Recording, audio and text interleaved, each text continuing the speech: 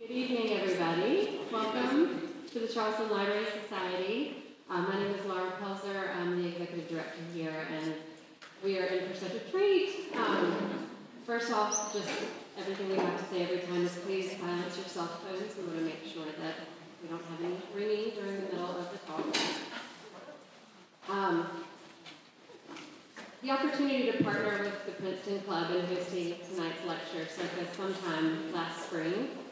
And perhaps it's one of those silver linings of 2020, because we wouldn't be here necessarily had the opportunity not been postponed, as almost everything was.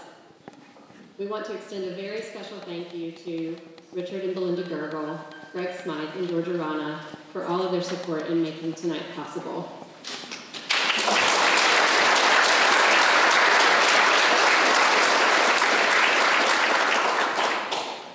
Many of you in the room know this, but some may not. In this 275th anniversary year of the Library Society, and particularly this fall season, we've been focused on stories and storytelling.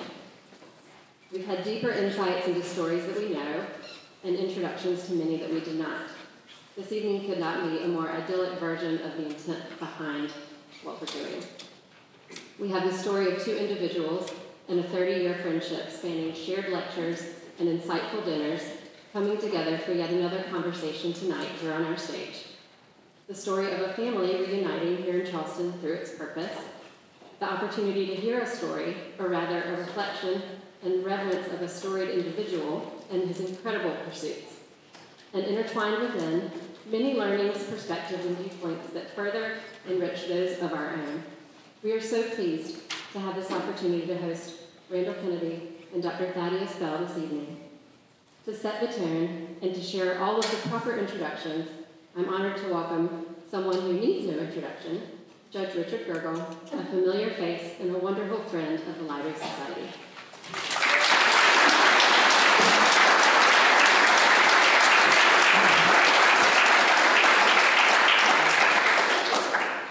Good evening. In 2020, the Princeton Club of Charleston announced it would host the distinguished Princeton alum and former Princeton trustee Randall Kennedy for its annual lecture series. I was asked to participate in that program, which I was honored to do because there are few people, in my view, who are more fascinating and thought-provoking than Professor Randy Kennedy. However, the COVID gods conspired against us, and we have been delayed 3 years in finally conducting this program. This lecture is co-sponsored by the Princeton Club of Charleston and the Charleston Library Society, two organizations which are committed to enhancing the intellectual and cultural life of Charleston. I want to recognize Princeton Club's president, George Arana, a great citizen of Charleston, who is only 3 weeks ago survived back surgery. George, can you give us a wave?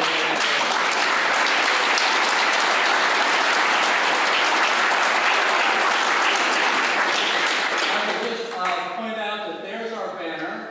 We are a very rah-rah oriented organization, so you'll forgive the banner. However, I got to pull Greg up here. This is the person that made it happen. Greg Smythe.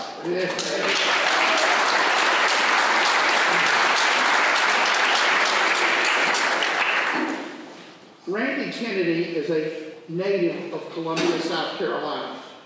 His family's journey from Jim Crow Columbia in the 1950s to Washington, D.C. will be discussed during our follow-up to his talk this evening. Professor Kennedy's father was a postal worker, and his mom was an elementary school teacher. He has what can only be described as a gold-plated resume. He had attended St. Albans School, one of the nation's premier prep schools, on a tennis scholarship. He thereafter attended Princeton University, was a Rhodes Scholar to Oxford University, and subsequently graduated from Yale Law School. After graduating from law school, Professor Kennedy served in perhaps the two most distinguished law clerkships of his era. First, for Judge J. Skelly Wright of the D.C. Circuit, and then for the legendary Justice Thurgood Marshall at the United States Supreme Court.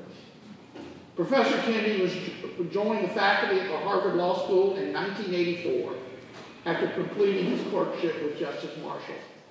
He is now approaching his 40th year at Harvard Law School, where his classes are in high demand. One Harvard Law student told me that no one wants to graduate from Harvard Law School without taking as many courses as possible from Professor Kennedy. In just a few moments, you will understand why. Professor Kennedy has a distinguished career as one of the nation's premier legal scholars. His book, Race, Crime, and the Law, which won the Robert F. Kennedy Book Award, is a classic. He is a frequent contributor to scholarly and general interest publications and does not hesitate to take a position that may provoke controversy or go against the popular assumptions of what might be viewed at the moment as politically correct. We await his forthcoming book on the legal history of the Second Reconstruction, which will be another classic.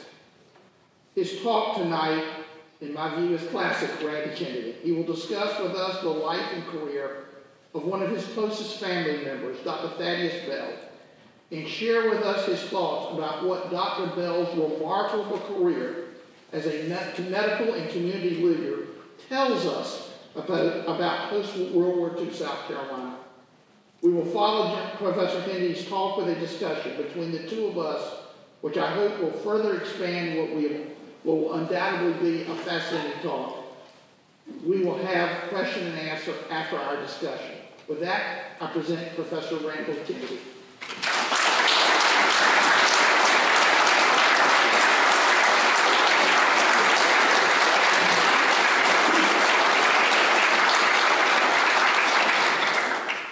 Judge, thank you very much for that very generous introduction. I'd like to thank all of those who have played a role in sponsoring this event, bringing us all together here this evening. I'm going to try to say something useful and interesting by examining the life of an outstanding South Carolinian, a distinguished Charlestonian, Thaddeus Bell, M.D.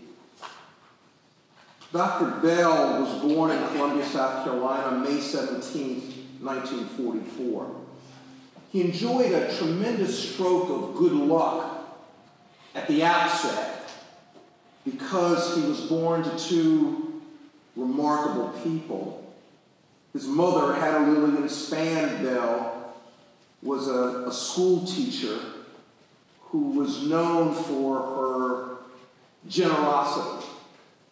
If she was walking down the street and she saw a toy, and she thought that the toy could be put to further use, she would grab that toy, bring that toy home, clean that toy up, and make sure that some kid who needed that toy would get it. He was also born to John H. Bell. Thaddeus Bell's dad was a barber. He was known to be a no-nonsense, upright man. He was the deacon at the church who handled the money. That was a sign of the confidence that people had in John H. Bell, known as Jim Bell among his friends. Thad's early childhood was spent at Allen Benedict Housing Project in Columbia. And then a few years later, his family moved to a Margaret Street. They bought a home, and that's where he grew up. That's where he grew up with his siblings. Thaddeus has two brothers, Gary and Reginald, and he has a sister, Vita. Thaddeus attended the Waverly Elementary School, the W.A. Perry Junior High School, and the C.A. Johnson High School.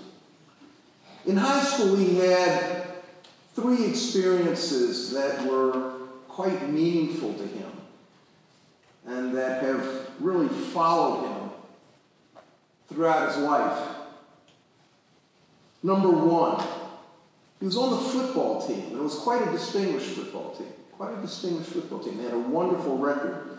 The thing that's so striking about his experience on the football team, though, was the effect of the coach of the team.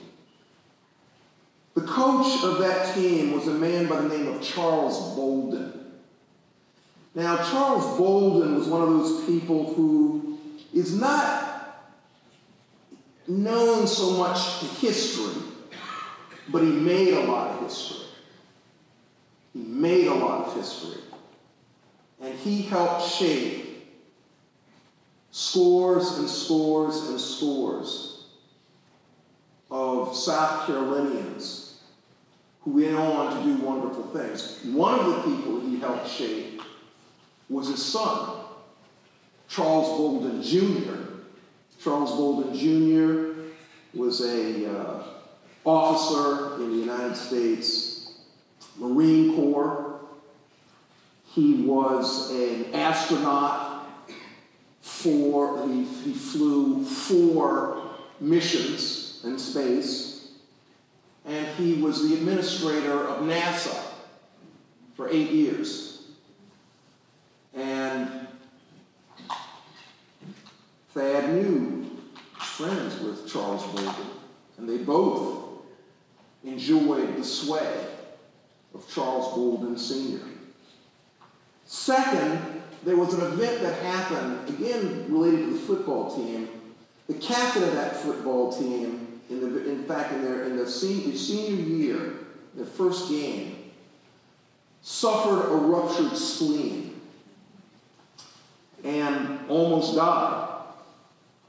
He was saved by the intervention of a surgeon, Dr. Everett Dargan, quite a young surgeon. And Thad talks about how he was very nervous, he was very concerned about his friend who had suffered this ruptured spleen, and he's talked many times about how inspiring it was to see the skill and to hear the knowledge of Dr. Everett Dargan. And it was through his interaction with this young doctor that he thought, maybe that would be a good profession to pursue. Third, at his high school, Thad entered into a couple of science fairs. And there was an instructor at Benedict College, Alfonso Davis, who took an interest in Thad and took an interest in his science project. It was a project on the effect of radiation on bacteria. And Thad worked and worked and worked on this project. And he actually prevailed in a local competition, prevailed to the extent that he was sent with his project to Seattle, Washington. It was the first time he'd ever been on a plane. And he talked about, and throughout his life, he's talked about how this particular episode really expanded his horizons and nurtured his ambitions. Thaddeus Bell attended South Carolina State College, now university, for his undergraduate education. He graduated in 1966. He received graduate training at Atlanta University. After that, he was a high school teacher for a few years. He then received his medical education at the Medical University of South Carolina. He entered in 1972. He graduated in 1976. In the 4 decades plus following his graduation from the Medical University of South Carolina, Thaddeus Bell created for himself a busy, varied, productive, respected career. He established a private practice. He's been an attending physician at several hospitals. He's been a physician at several jails, including the Charleston County Jail. He helped establish several clinics in rural, impoverished, underserved areas. Shades of his mother. For instance, a clinic in Cross, South Carolina that he went to several times a week on his own, unpaid. Though he tells me sometimes he was paid. People would bring in vegetables. Sometimes people would pay him with a chicken, whatever they had, in return for his care. He was a faculty member at the medical university. He was a high-level administrator at the medical university. He's been a pioneering voice in health literacy. I bet it's the case that there's some people in this audience who have heard his health tips on the radio, closing the gap in health care. He's been an evangelist for the importance of healthy lifestyles. And he will evangelize wherever he is, whether it's on the street, whether it's in church, wherever. Now, I've emphasized his medical doings, but he's also done other things. So, in his spare time, he became a world-class masters competitor in track and field. Twice, he was crowned world champion in the 100 meters. Once in Melbourne, Australia, once in Eugene, Oregon. And for people out here who may be really interested in track and field, he held the world's record. I don't think he still holds the world's record, but he held the world's record. And some of you may be saying, well, what was his time? 10.9 seconds. Not bad for a middle-aged doctor who was pursuing this in his spare time. In addition, he was a husband, a devoted cousin, a father of three, a stalwart of Omega Psi Phi fraternity, a pillar of the community. And he has been recognized as such. His name appears on the Allen Benedict Court Hall of Fame, the C.A. Johnson Hall of Fame. He was named the Physician of the Year by the South Carolina Academy of Family Physicians. He received the University of South Carolina Health Literacy Award. The South Carolina Public Health Association tried to give him its highest award. He was Humanitarian of the Year recipient in Summerville, South Carolina. You get the picture. It's a highly accomplished person, a pillar of various communities, highly esteemed. He's lived a full, admirable life. Now, notice I have said nothing thus far about Thaddeus Bell's race.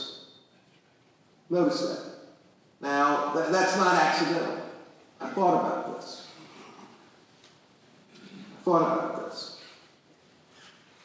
He is an African American, black, Negro, colored. I think in saying that, I've probably captured the full range of generations here. That means that Thaddeus Bell has had to face the race line throughout his life. So, why have I omitted until now this part of the story? Why have I not talked about the race line? Here's why. I did not want the ostracism story, the exclusion story, the oppression story to put an undue pall over the accomplishment story. That's why. He has enjoyed a successful life full of interesting experiences and notable accomplishment. That is what I wanted to highlight. I wanted to avoid any eclipsing of that feature of his life. Now, maybe my theory was a mistake. We'll have a chance in a few minutes to have a back and forth. I can imagine somebody disagreeing with my strategy here. But I did want you to know why I structured my remarks in the way that I structured them. Now that I've brought up the question of the race line, I want to pursue it a bit and ask the question, well, how did the race line affect the trajectory of Thaddeus Bell's life? Well, we've talked a good bit about education.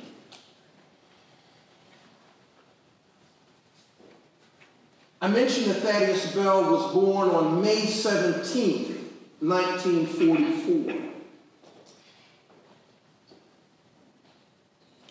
That means that when Thaddeus, on the day that Thaddeus Bell turned 10 years old, May 17th, 1954, I see the judge smiling over there. May 17th, 1954 was the day that Brown versus Board of Education was announced. What that means is that for the first 10 years of Thaddeus Bell's life, the Constitution of the state of South Carolina, mark what I just said. I didn't say that the state statutory law. There was a state statute that prohibited people of different races from going to the same school. But this was embedded in the state constitution. And there's some things that I think are useful actually for people to hear directly. Not a characterization, but the actual words. So I'm going to read you a few provisions of South Carolina law when Thaddeus Bell was a youngster. So, the Constitution of the state of South Carolina, Article 11, Section 7, black letter law, separate schools. Separate schools shall be provided for children of the white and colored races, and no child of either race shall ever be permitted to attend a school for children of the other race.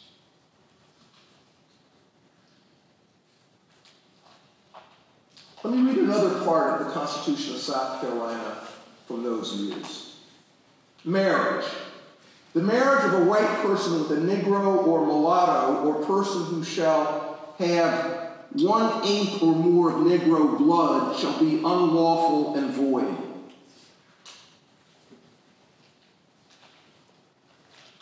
That's from the Constitution. Let me read a little bit from the statutory law of South Carolina in the early years of Thaddeus Bell's life. Here's one. It involves circuses. Any circus shall maintain two main entrances. One shall be for white people, and the other entrance shall be for colored people. And such main entrances shall be plainly marked for white people, and the other entrance shall be marked for colored people. Any circus failing to comply with the provisions of this section shall be deemed guilty of a misdemeanor, and upon conviction shall be fined not more than $500. And one can go on.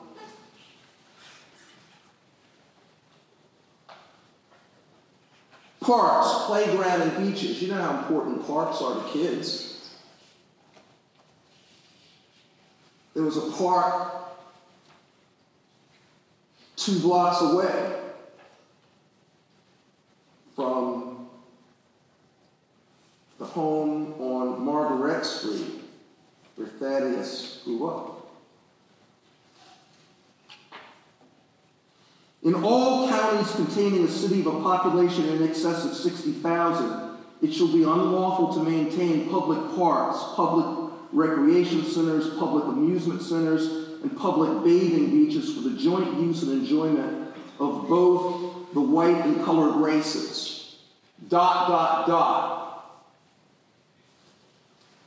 Provided that the provisions hereof shall not apply to domestic servants accompanying their employers in the course of their employment, nor shall it apply to nurses accompanying the children of the opposite race in their charge, nor shall it apply to employees of such places. Now, one of the reasons why I actually like reading statutes, and why I think that statutes are so revealing, is that if we're talking about a statute, we're not talking about some official just coming up with something willy-nilly. We're not talking about some transient belief. We're not talking about some rotten apple. No.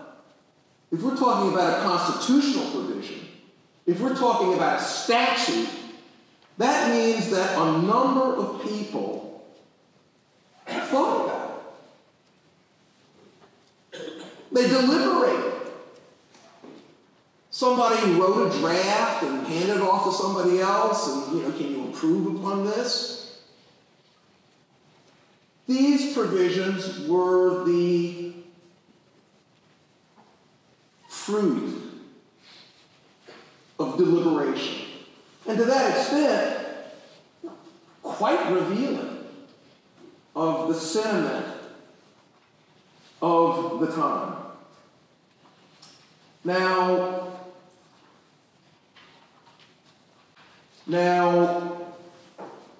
I mentioned that ultimately he applied to medical school. Actually, he applied to medical school several times. The first time he applied to medical school, he was rejected from the medical university the second time. Was it a function of racial discrimination? Maybe, maybe not. This was in the late 1960s. The medical university had just started admitting black students. I think the first black student that was admitted to the Medical University of South Carolina was admitted in 1968, Dr. Dees.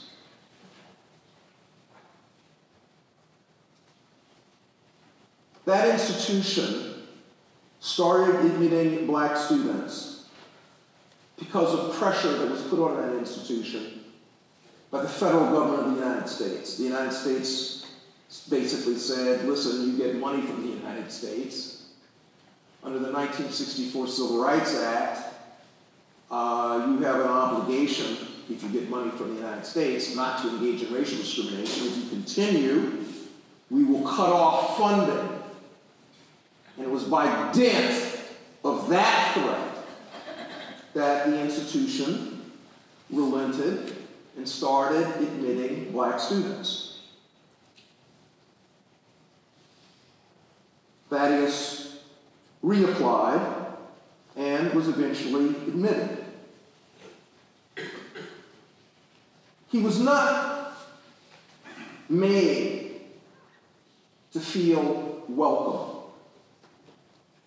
Indeed, just the opposite. He was made to feel unwelcome. And in an interview a few years ago, an interviewer asked him, well, you know, what were your years like in medical school? And Dr. Bell said, my years in medical school were hell.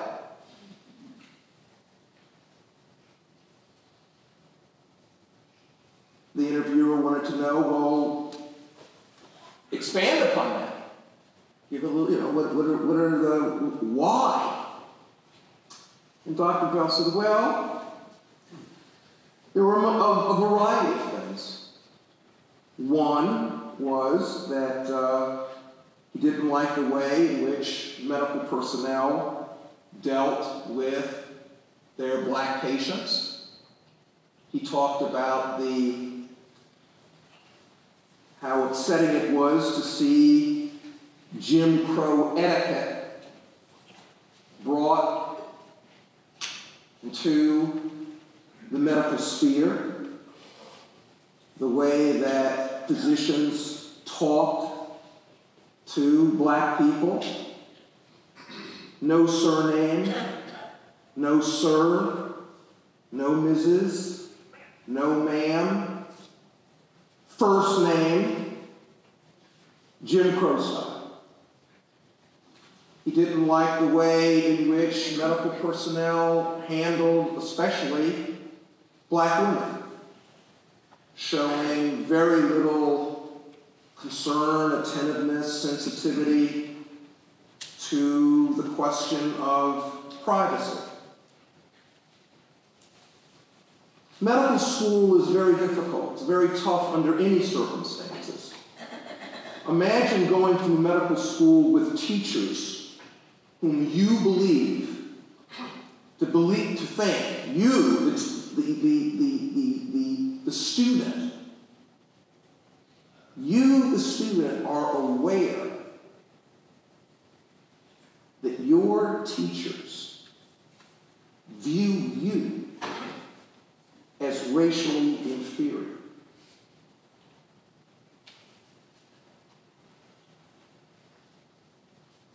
Imagine going through school with the belief, the realistic belief that some of your teachers resent your presence. Imagine going through school, going to an office,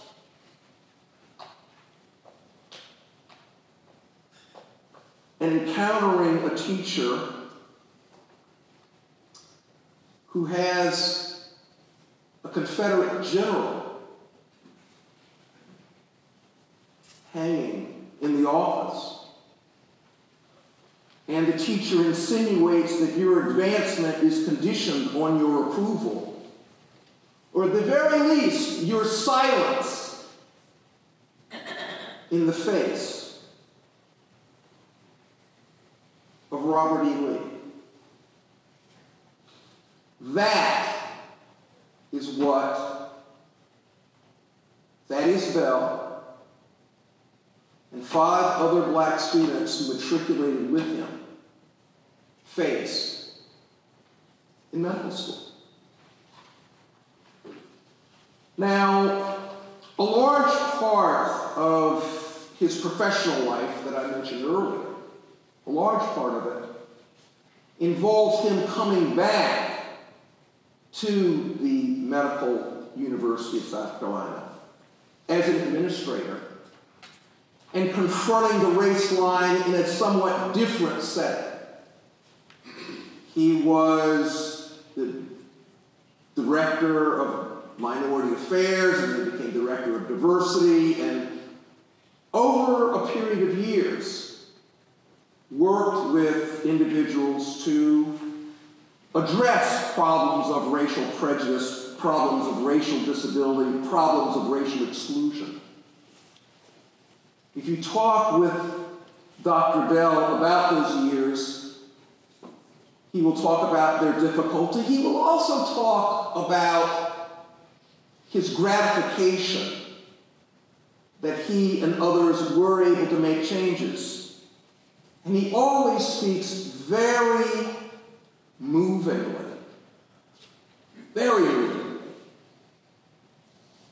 about white colleagues who assisted him. There are two people in particular that he mentions over and over again. One, Dr. Leighton McCurdy. Another, Dr. Jim Edwards. If you were in a discussion with Dr. Bell about his time, those two gentlemen come up very often, and there are others. The registrar at the school, and other colleagues who helped change the environment. And he believes that the environment was indeed changed, but it needed changing. And that's my point. He did have to face the color line. And again, you talk with him now, and he says he's very happy that some very important changes were made. Again, there was another interview. An interviewer asked him, well,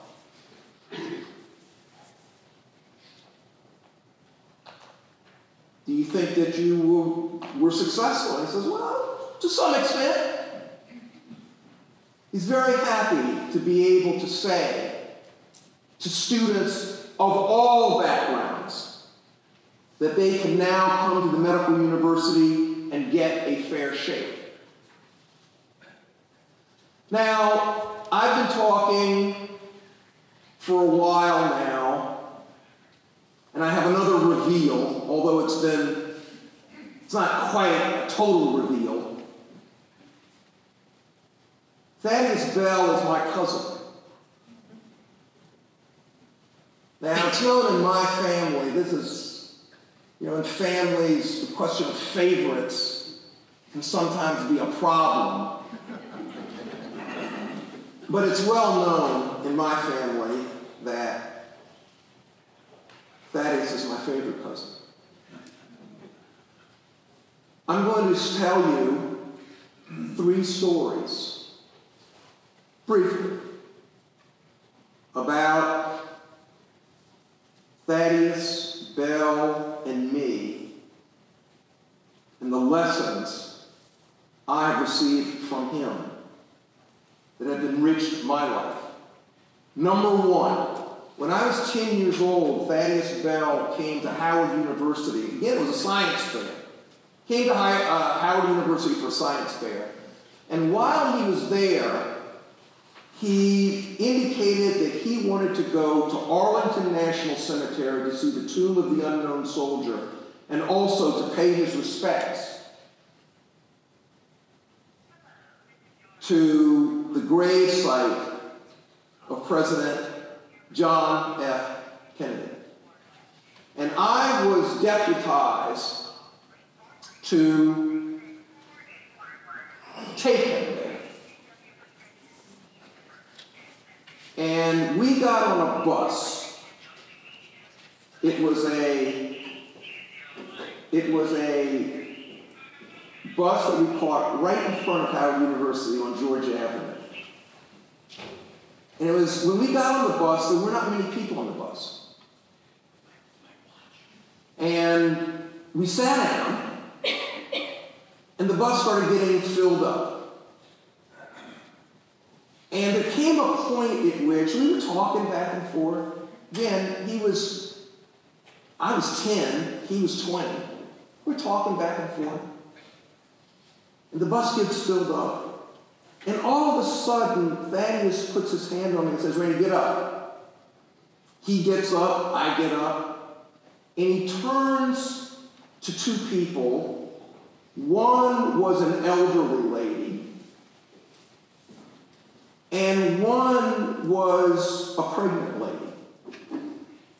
turned to them and said, "Ma'am, please sit down." Now there were some people, there were some young folks close to us who looked at this and snickered. And they basically, I could tell, I was only 10 years old, but I could tell they were basically saying, "Look at these yokels." And Thaddeus could tell that I was sort of a little bit embarrassed. And for the rest of the trip to Arlington National Cemetery, he talked about two things. Number one, he talked about the importance of courtesy. Manners. He said manners are very important. Please, thank you. You always get up for older people. You always get, if there's a pregnant lady or any lady gets the seat, you open the door for people. You show good manners. Very important. That was number one. Number two, as for the people who were snickering, you don't pay attention to people like that. You do your thing. You know what's right. You do your thing.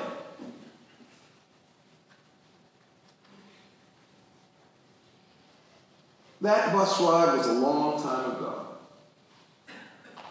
It has stuck with me a lifetime. And it has stood me in good stead. Second, I said that Thaddeus Bell has had a good life. He has. He's been very lucky. He's had a wonderful life.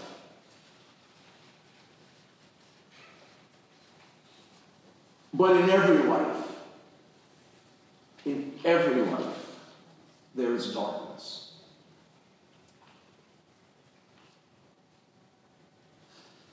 Thad, you know, the first funeral I ever attended was here in Charleston. The first funeral I ever attended in my life was the funeral for Thaddeus Bell Jr. Thaddeus Bell Jr. had just graduated from Morehouse College. He was 22 years old.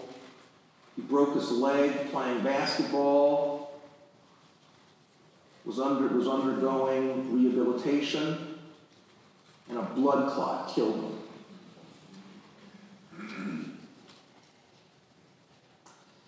Years later, another child of Thaddeus Bell, his daughter, Tanisha, died age 33, a rare cancer.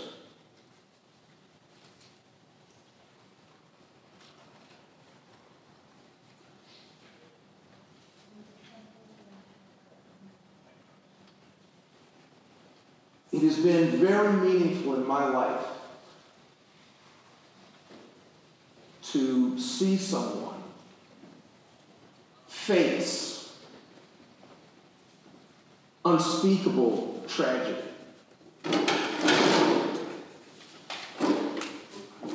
and show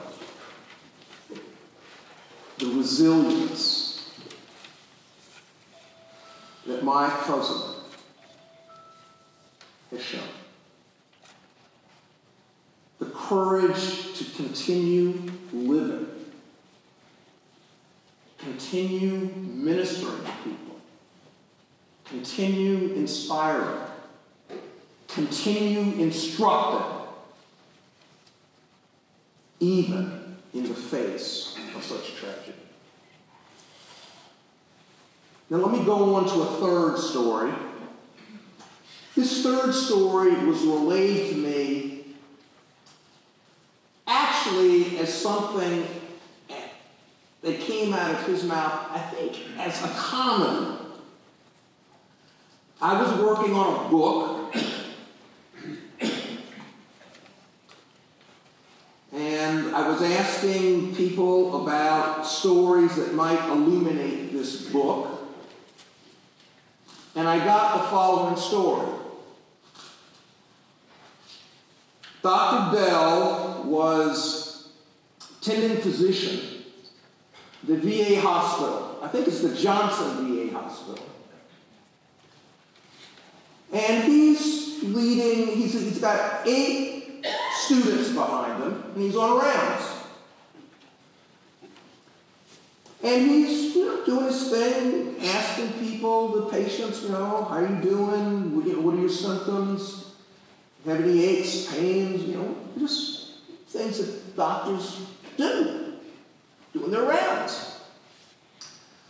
So he comes up to a patient, and this patient is clearly out of sorts.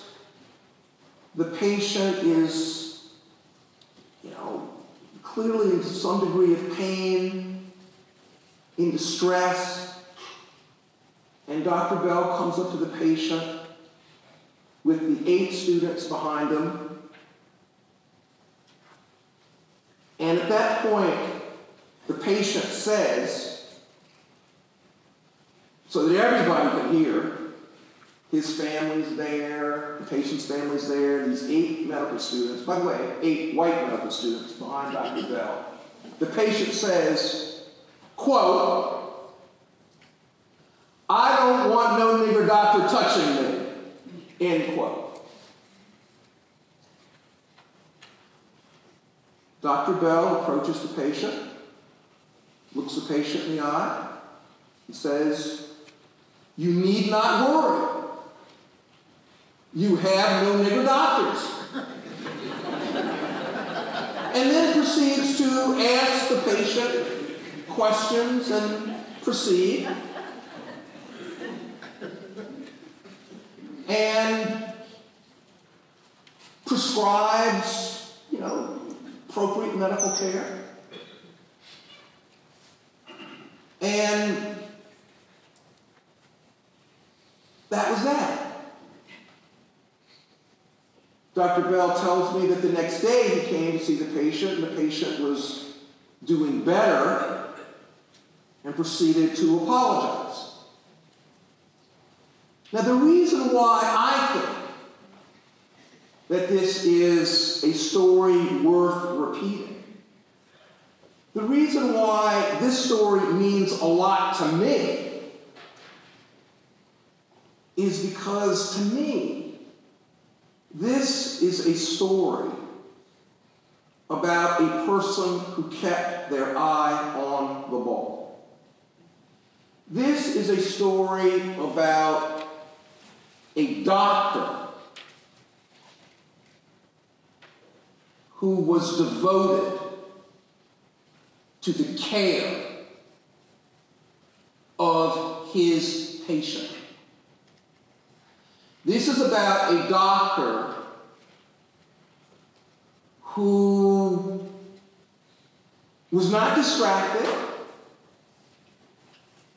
put first things first, was not about him, was not about his ego. It would have been very easy for this doctor to have skipped over this patient. It would have been very easy for this doctor to have stormed away, maybe issued a complaint. None of that. None of that. This was a doctor, kept his eye on the ball, who ministered to his patient, who showed poise, who showed self-discipline, who showed a thoroughgoing commitment to his craft.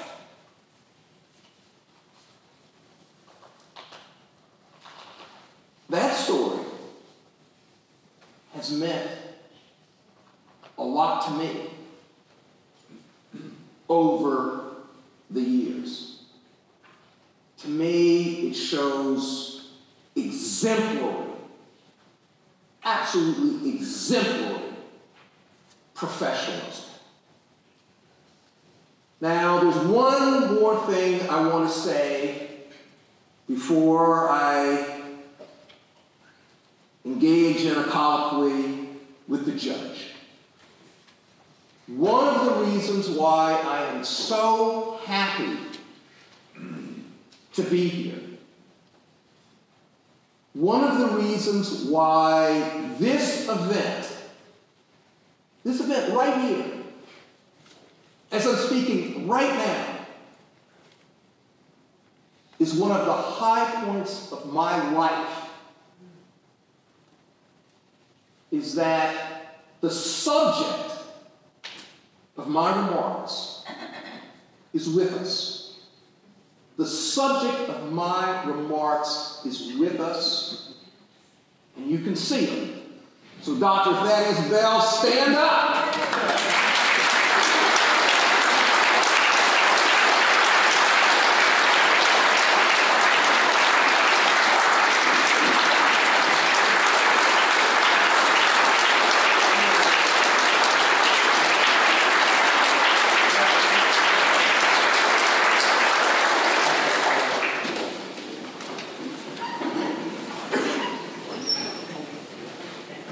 Thank you very much for being so attentive. And now we will continue with the program through a colloquy with me and the judge.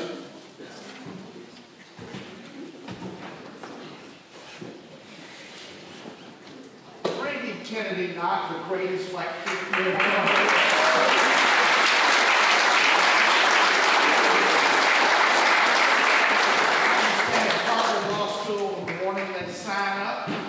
They wait to sign up for his classes because he's such a legend after nearly 40 years teaching students. You know, Professor, it is easy to paper over how recent Jim Crow really was. I mean, Dr. Bell initially did not get into medical school. And let me say, you may have said there were, nobody really knows the reason why. Let me tell you the reason why. He was a person of color.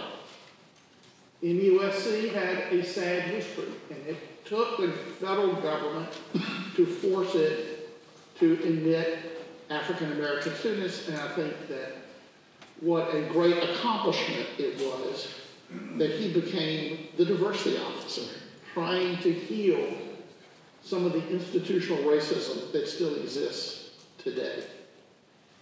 It's easy to remember good things we see today. But let's talk about how recent. You talked about it 10 years old, Dr. Bell. Brown versus Board of Education. You've written more about this than about anybody. It didn't immediately become law, did it? I mean, it really did not. And so talk to us a little bit about what you've seen in your life. You talked, Dr. Bill's a generation maybe older than you, about the transitions you see in your life and in Dr. Bell's life. Yeah.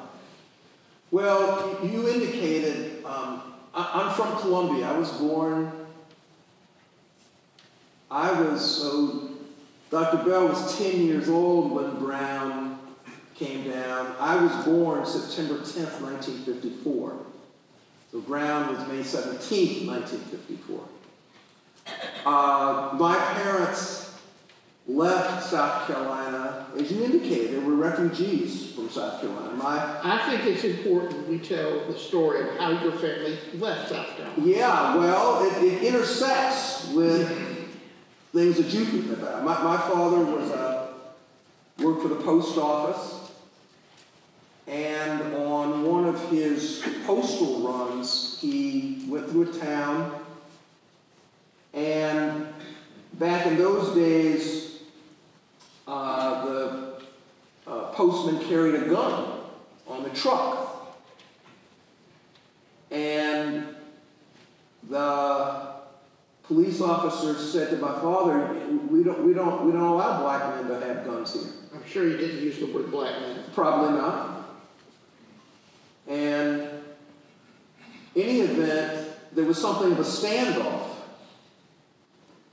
And my father got to Washington, D.C. Well, tell what happened, how he left. First of all, what town was this? I think it was Batesburg. Batesburg, South Carolina, the sighting, the beating and writing of Isaac Wood, okay? It was Batesburg. And he was, I mean, it was, you know, I later asked him, I later asked my father years later, because they had just built a house. They had just built a house. And I asked him, well, you know, why'd you leave? And my father said, ultimately, your mother did not want to leave, but I thought that we had to leave because one of two things was going to happen. Either a white man was going to kill me, or I was going to kill a white man. And neither one of those alternatives would be good. And so he left. And he moved the family to Washington. He moved the family to Washington. I came back very often to Columbia. First, I stayed with my grandmother, Lillian Spann, affectionately known as Big Mama, 1010 Oak Street. 1010 Oak Street. That's where I stayed when I was pretty young, and then when I got a little bit older, I would stay on Margaret Street with Jim Bell and Hattie Lillian Spann Bell and my cousins. And I learned a lot. You know, I've written a lot about the Jim Crow period. I saw myself the very end. So there were a couple of summers I spent in Columbia in which, and I had wonderful summers in Columbia, but the last couple of summers I spent in Columbia, we did not go to the parks because the state decided to close the parks rather than desegregate the parks. I remember. What year are we talking about? Oh, we're talking about 68? No, not that. No, we're talking about 63, 64, 65, 66. Close.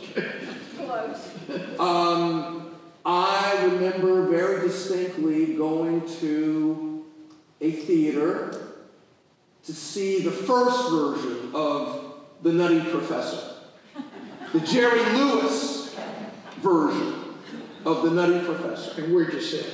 I saw it at a movie house downtown. I did not go with my cousin Thaddeus. I went with Gary. I went with Gary Bell. We went to the movie theater. We went in the side of the movie theater, the colored entrance. Now, when I went, I was quite young. I think I was probably 8 years old. And to tell you the truth, when I was 8 years old, I thought that the world was divided into two teams. I really did. I clearly remember this. I thought that the world was divided into the white team and the colored team. And when we went to the movie theater, the black people sat up in the balcony. I thought this was great. Oh, I did. No, in all seriousness, I thought this was great. When the lights went down, that's when the throwing of candy began. I was up top. Strategic position. And it was only later, very poignant. I mean, for the big holidays, for instance, for Easter, my parents would come to Columbia. They would pack up, and my mother, of blessed memory, God bless her, I thought as a kid, I mean, my mother would pack, and it would be assiduous packing. I mean, we had some of everything. And I thought this was all my mother just wanting to, have a good time. We had sodas, we had chicken, we had sandwiches, we had dessert, we had everything. I remember that my father, before one of these trips, would always be extremely careful, check the car out. I just thought, well, they just want us to have a good time. And we would have a very good time. I did not realize until later that 8-hour trip was an 8-hour trip in which their hearts were in their mouths. Because as soon as we went over the 14th Street Bridge, we were behind the Jim Crow curtain. And I didn't realize that until later. And, this was part and parcel of growing up. I want to go back to an earlier point that I made, the very first point that I made, because, for the past year and a half, and I tell you the truth, I don't even remember how this happened. I think we were I've always been in touch with my cousin Thaddeus, and during COVID, we started talking, and then we started getting this habit of talking early on Saturday mornings and Zooming, and I started taking out my notebook and taking down information. And I'd say we've been talking for several months. And there came a point in our conversation in which I said, hey, we've been talking a long time. You've been talking about Allen Benedict Court. You've been talking about your time at C.A. Johnson. You've been talking about your time at South Carolina State. You talked about the time that you got arrested in a civil rights demonstration. And I'm going to tell you, the way you talk about it is, I'm finding it really interesting because there is such happiness, such gratefulness, such fondness in your stories and your thinking. You were in a Jim Crow state. In fact, one might make the argument, although Mississippi and Alabama has always gotten more attention. Mississippi and Alabama have always gotten more attention. On the other hand, Briggs versus Clarendon County, South Carolina case. South Carolina versus Katzenbach, the upholding of the Voting Rights Act of 1965, South Carolina case. South Carolina was the home of more Supreme Court sit-in cases than any other state, with the great Matthew Perry overturning the convictions of 7,000 people, including Jim Plowder, as a college student. I don't know if 7,000. One of my favorite cases, teach it every year, Edwards versus South Carolina. Let me drop a little footnote here. Judge, you and your wonderful wife, Belinda, have put on a number of educational productions. And the one that has stuck in my mind the most was one in which you all had a hand in putting on a symposium to honor Matthew Perry. And there came a point at which people stood up and talked about the importance of Matthew Perry in their life. And the Chief Justice of the South Carolina Supreme Court, Justice Toal, T-O-A-L. I've forgotten her first name. Okay. She got up, and people were talking about Matthew Perry. And she got up and she said Matthew Perry had really affected her in a big way, because she said, I decided I wanted to become a lawyer when I went to watch Matthew Perry defend the students who were arrested in the case that became Edwards versus South Carolina. And I remember at the time thinking, whoa, this is an episode that really needs publicizing, because what do we have here? We have this white woman, Supreme Court justices of the South Carolina Supreme Court. The South Carolina Supreme Court. Talking about how she was inspired to become a lawyer by Matthew Perry. And he was inspired to become a lawyer by Thurgood Marshall. And his first trial, he observed, was in Columbia as a college student, watching Thurgood Marshall try Elmore versus Rice. Well, you mentioned that. Things go around. It was mentioned earlier, one of the great moments of my life. For 1 year, from July 1983 until July 1984, I had the great privilege of going to the Supreme Court of the United States every day and being part of the chambers of Thurgood Marshall.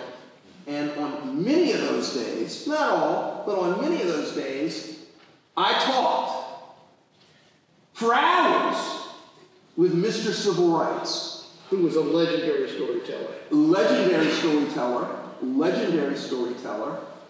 And one of the most meaningful days of my time with Justice Marshall was on the next to last day. Because on the next to last day of my time with Justice Marshall, I pulled the justice aside. I said, Justice Marshall, would it be okay if my father came down here? I'd like to introduce him to you. And he said, sure, of course. Now, the reason why I was so keen on having my father meet Thurgood Marshall was because when I was growing up, I heard all the time about Thurgood Marshall and about Rice versus Elmore. My father knew Mr. Elmore. Mr. Elmore owned a grocery store and he owned a couple of cabs. And he was the black man who sought to vote in the Democratic primary in South Carolina. Now, drop another little footnote. Spoken like a law professor.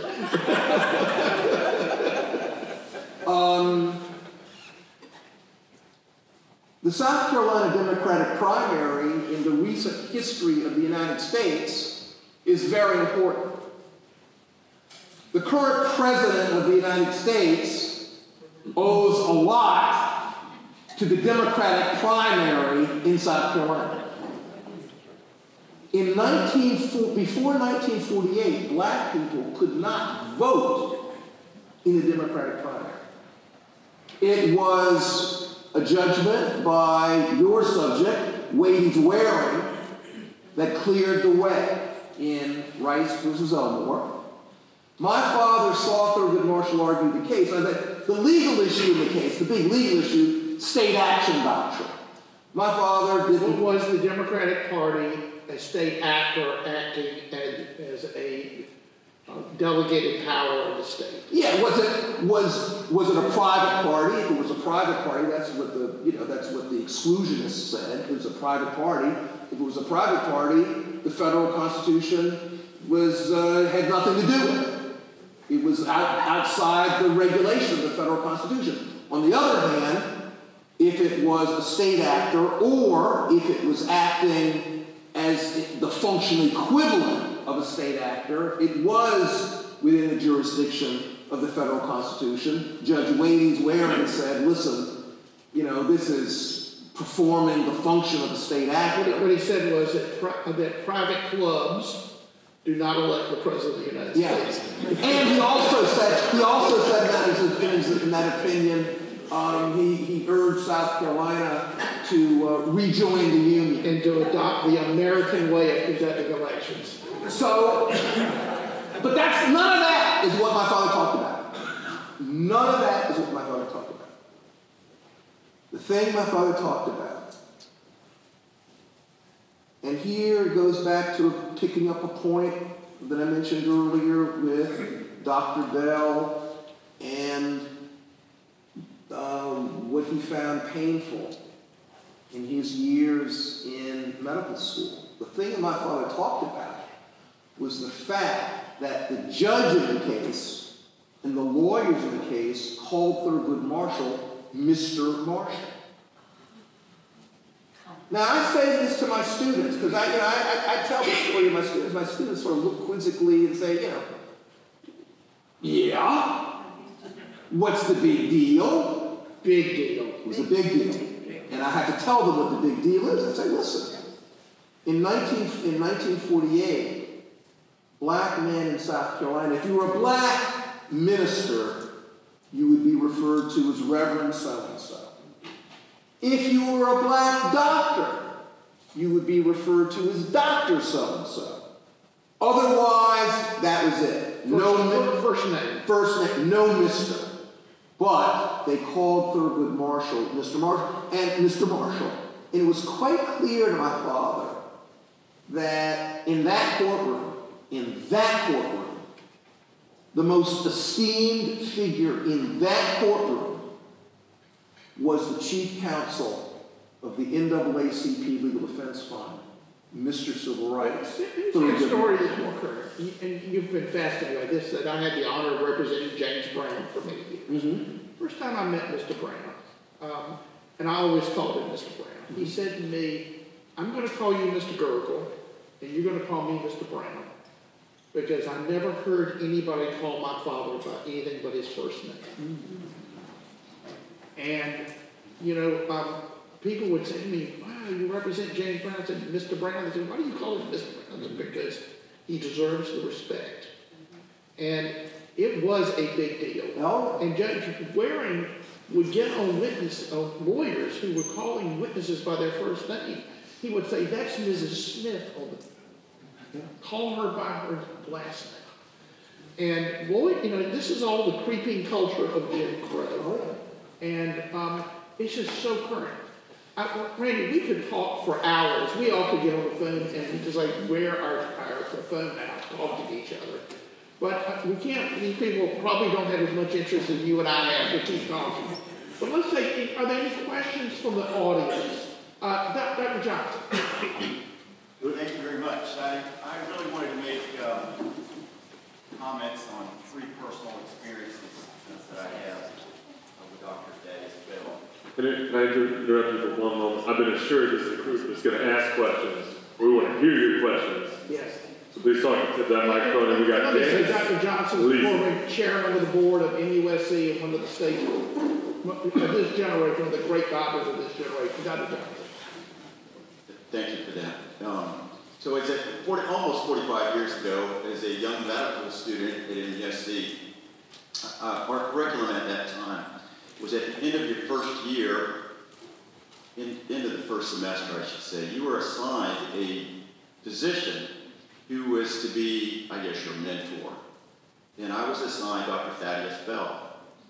And at the time, I'd come from a family where my father was first to college, was a teacher, had no doctors in my family, no one in healthcare in my family. And I was in a class, which was common at the time, where most of my classmates were legacies, meaning they had had a parent that was in medical school, or they at least had a number of docs, in their family. And I met Dr. Bell. He was at the VA at the time. And after our first or second meeting, I said to Thaddeus, Dr. Bell, I don't think this is for me. I don't fit in here. I was from a rural place called Knightsville, went to college in Charleston on a music scholarship. I was the farthest thing away from what you could be as a physician. And he said in his way, he said, "Oh man, come on, you can do it." And subsequent to that, I watched him. And you mentioned manners. For me, it was the mannerisms of how to be a physician. The way he sat, the way he walked, the way he talked. Never heard him say an ill word to anyone. Beloved by everybody. And subsequently, he pushed me, and I went through a rather subspecialized, somewhat complicated education, internship, residency. I then did 3 fellowships. Ended up at the University of Hong Kong. Came back and was the first spine surgeon in South Carolina at the time. Started a practice called Southeastern Spine Institute. After I was there for a couple years, I decided to run for the Board of Trustees of MUSC, and luckily I got elected. And Dr. Bell at that time was, before there was anything, even called anything remotely to a diversity officer, he was there at MUSC, really in that role, unnamed for many years. And after being there for a year or two, you may, some of the folks in the audience may remember, the medical university set about to be, I will say, acquired by a hospital system called Columbia HCA. It was actually a 99-year lease. And, as you would want any board to do, our administrators and our chairman and our president, they were very concerned, very much wanted to have a unanimous vote of the board. And I couldn't bring myself to make that vote. So there was a 15-to-1 vote in favor of it, which subsequently meant for the next 2 years, when I went to an MUSC function, no one would sit with me at the table. The only person who would come to sit with me at the table was my old teacher, Doctor Thaddeus Bell. And I remember saying to Dr. Bell, I can't even see him right now, but I remember saying to Dr. Bell, "Thaddeus, this board stuff, it's just not for me. I don't think I have enough politician in me, really." And he looked at me and said, "Oh, come on, man, you can do it." And subsequently, now I'm the longest serving board member there. I've been there 30 years. I was elected the chairman 4 times. Now past chairman, which we all know is a better job. And then my third experience was when Dr. Bell decided that he wanted to not just be a sprinter, but he wanted to be a world-class sprinter. And he could correct us. But I think one year he actually medaled in the 100, the 200, and the 4x100 relay. And Thaddeus's back was not great. And it was only because he was working out 4 or 5 hours a day. We'd win in the middle of the night, be lifting weights and running in the dark and that kind of stuff. And he came to see me with his spine, and it was a very interesting role reversal. Here was my old teacher, I was a student, and now things were kind of a little bit on the other foot. And Thaddeus was hell-bent that somehow I should operate on him, and I should make him better than he already was. Well, he was already a piece of granite. There was nothing I was going to do. And we had several discussions which went kind of like, "Don, you got to operate on me." And Thaddeus, that's a mistake. I'm not going to operate on you.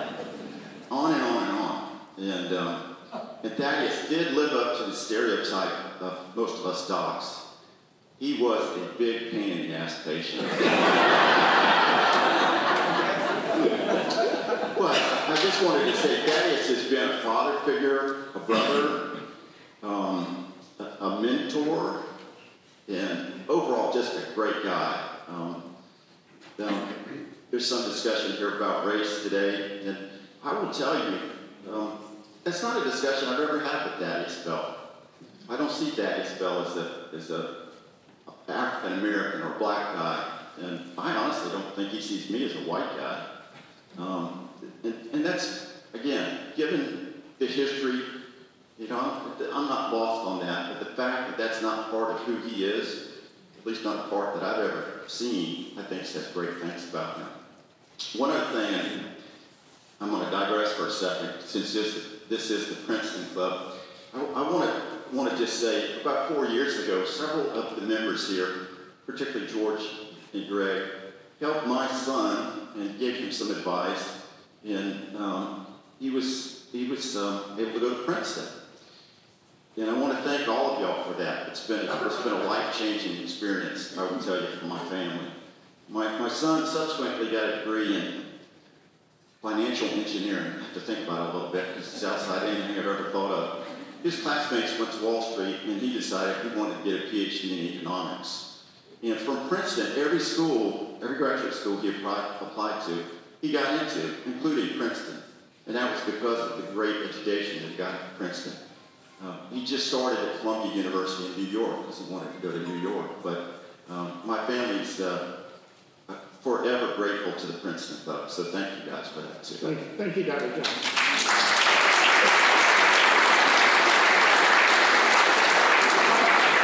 Other questions? Yes. Can we get up here? Judge Mark.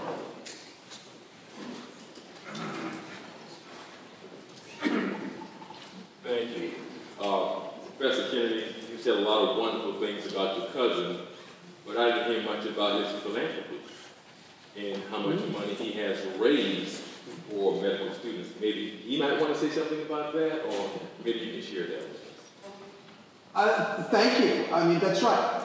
Among other things, I mean, you know, I didn't want to go on and on and on and on about his good works, but you're absolutely right. Among other things, he is a philanthropist. So he has a family endowment, and every year makes monies available to students. One thing I did mention, but I want to underline, is throughout his career, I mean, obviously, you know, is he a doctor who, you know, works for pay? Yeah. He's got bills to pay. He's also been a doctor who has, throughout his career, served unstintingly people who were not able to pay. And he has a jazz festival at the end of every summer, the purpose of which is to raise funds for people who need money, again, scholarship. So yes, another facet of Dr. Bell is a very deep, very strong philanthropic impulse that I actually associate with his mother, my aunt, Aunt Lily. Thank you for that. Yes. Other questions? Yes, Dion. Thank you. Quick question, Professor Kennedy. Thurgood Marshall's former clerks have tons of stories. There's an entire book, A Devil in the Grove, of course. Can you hold that to your mouth? I can. Thank you. What's your favorite Thurgood Marshall story?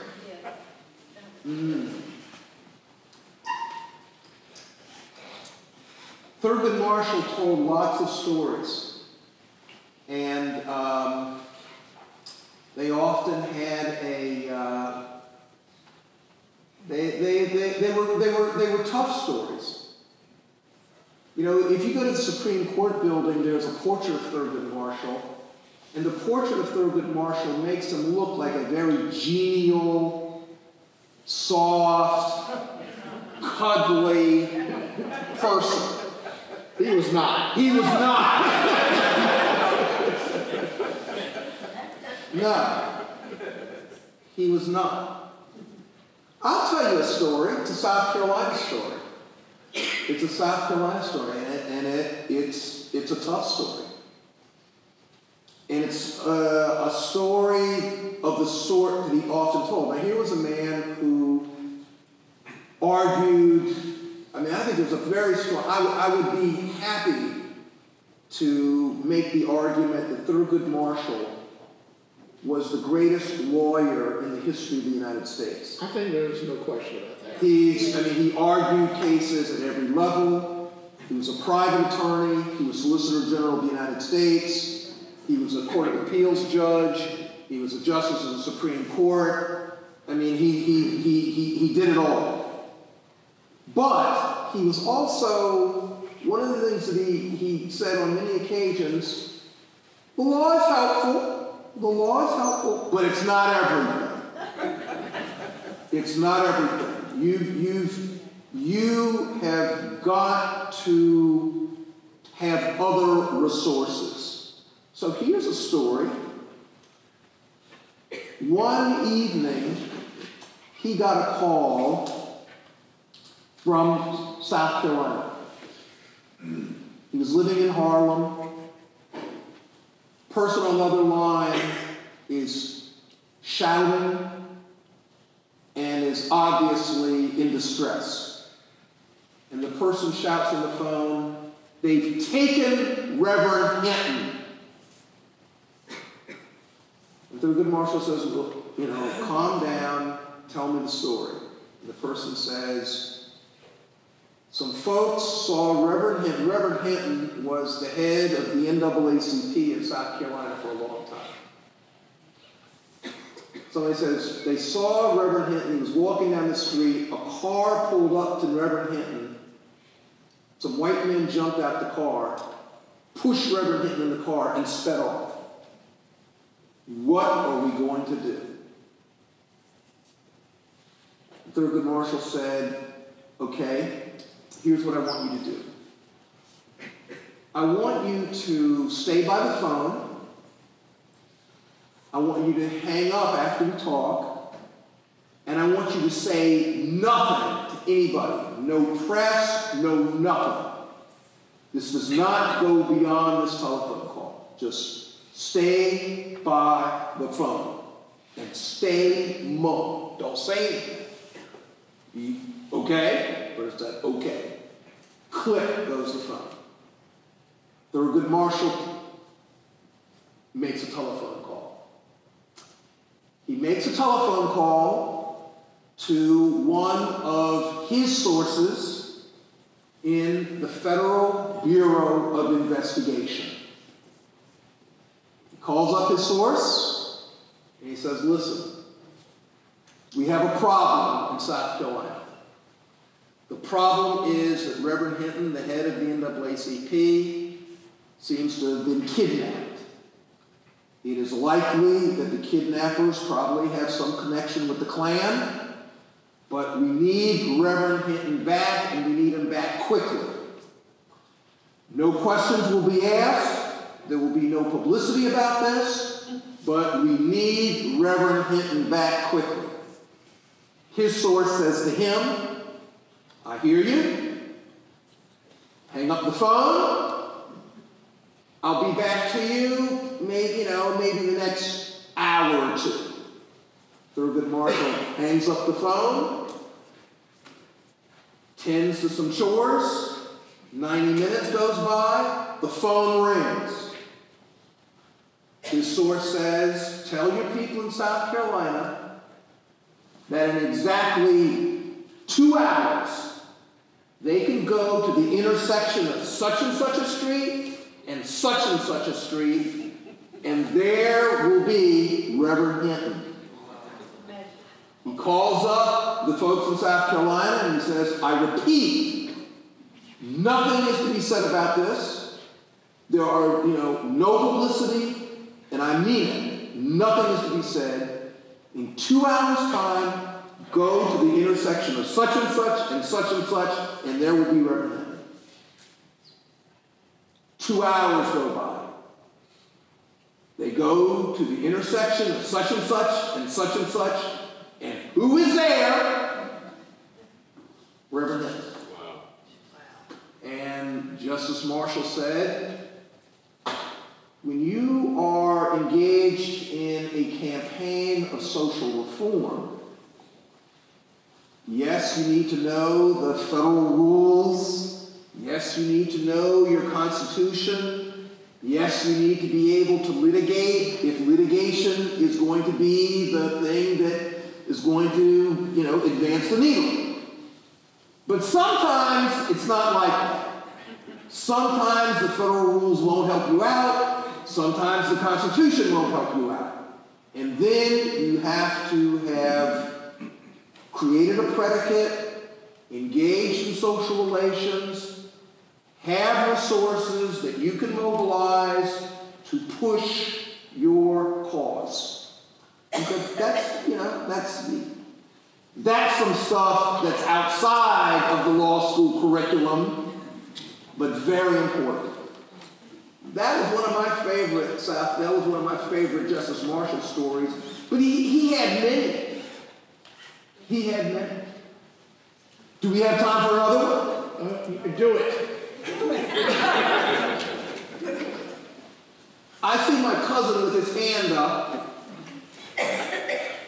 I would like for you to tell the story when the justice did not receive one of your briefs. The story that you shared with me when he wanted you to change the word to what was more appropriate for him. Oh! This is an interesting story.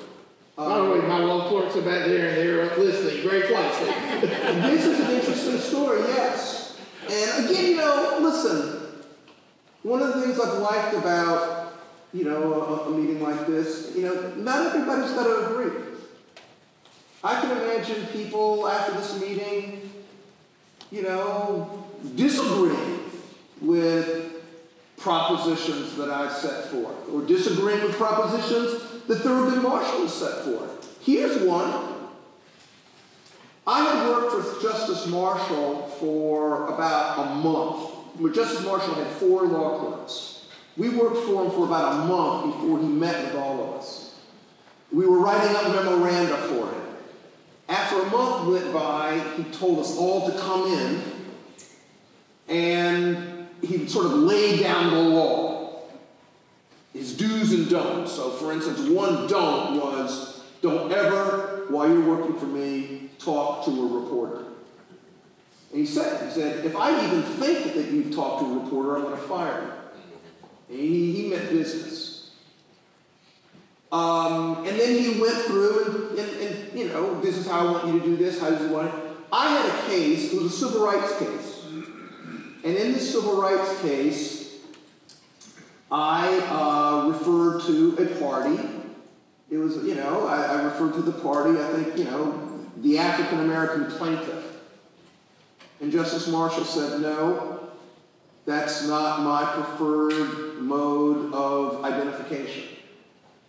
My preferred mode of identification is Negro, capital N.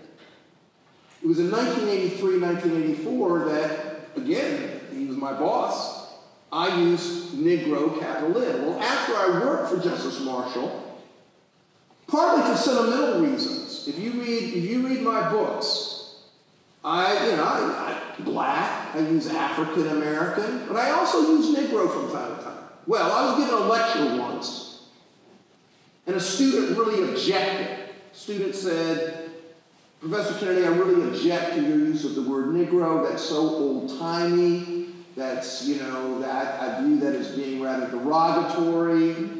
I really object. I find that offensive. And I wrote a lecture about the history of self-identification on the part of African Americans, and gave a history from, the early 18th century to the present, all the various ways in which black Americans have referred to themselves. African American, black, colored, Negro, the entire gamut. And one of the things I said to the student was, I said, listen, you say that the word Negro is offensive to you. I don't find it offensive. And one of the reasons why I don't find it offensive, and I'm just letting you know, I'm just going to be straightforward. You know, maybe, you know, you can do things your way, I'm going to do things my way. But if it was good enough for Thurgood Marshall, and by the way, I push it. If it was good enough for Martin Luther King Jr., if it was good enough for W.B. Du Bois, if it was good enough for my grandmother, I understand that there are various fashions and, you know, people change. But that particular term was, you know, said with respect, fine by me. And it makes me think of Mr. Civil Rights, and that's one of the reasons why I use it. One last question. Yes. It's not a question, it's an overall comment. You're here tonight. I really want to say how, I just don't want to say impactful.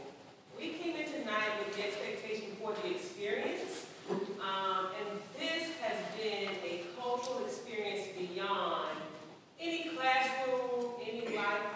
My family and I moved to Charleston in July.